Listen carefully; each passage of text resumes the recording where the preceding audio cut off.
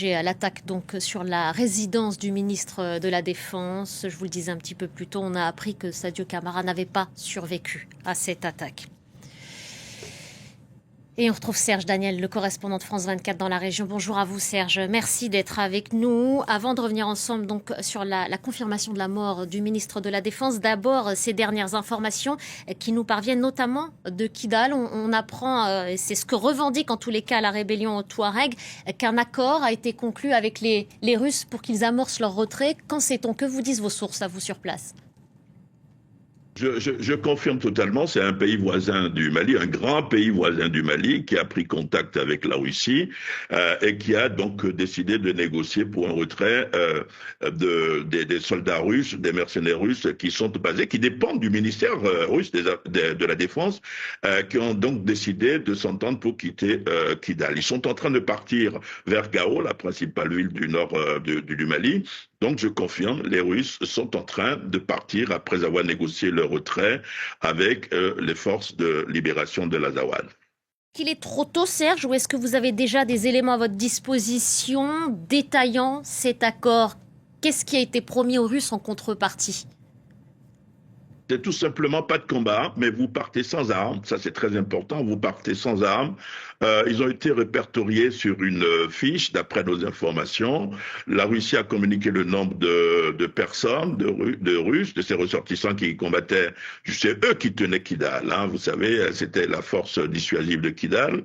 Et puis le pays voisin du Mali qui a mené les négociations, je disais, ce pays s'est porté garant pour que les choses se passent calmement. Donc les Russes, c'est ce que je sais en fait de la fin, les Russes sont en train de partir de Kidal.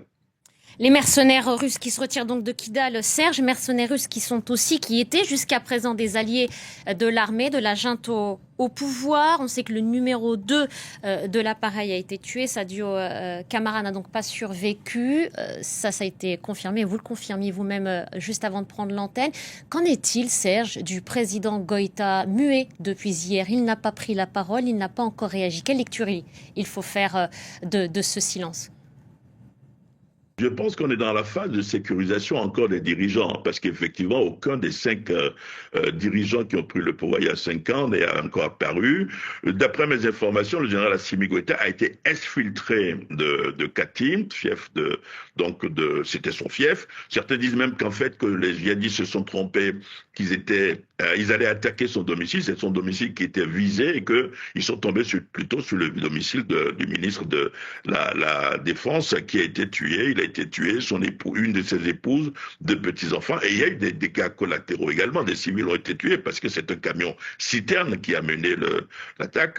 Et donc le président, Assimi Goïta, il est exfiltré, il est dans un endroit sécurisé, nous dit un de ses proches, un endroit qu'il connaît bien. En fait, il est dans un camp non loin de Bamako, après avoir transité par un autre lieu. Donc il est au Mali actuellement, dans un camp sécurisé. L'autre information, c'est qu'il y a un des 5 colonels à l'époque qui sont devenus généraux, qui ont pris le pouvoir, qui, lui, il a été blessé par balle. Il a été blessé par balle. C'est un haut responsable également de la junte. Il a été blessé par balle, accueilli à l'hôpital dans une clinique de Bamako.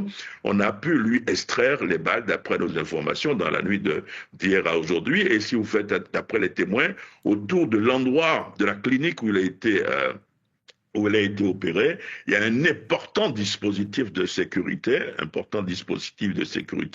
donc pour protéger ce responsable de la junte, c'est pas le président de la junte, mais un autre responsable de la junte, un général, qui a été blessé par balle lors des affrontements et qui a donc subi une opération et qui se porterait mieux pour le moment. Mais ce qui frappe, vous l'avez dit, c'est qu'on n'a pas de nouvelles des membres de la junte. Le porte-parole de la junte a pris la parole hier, mais c'est pas une figure incontournable, une importante figure de la junte qui a pris la parole.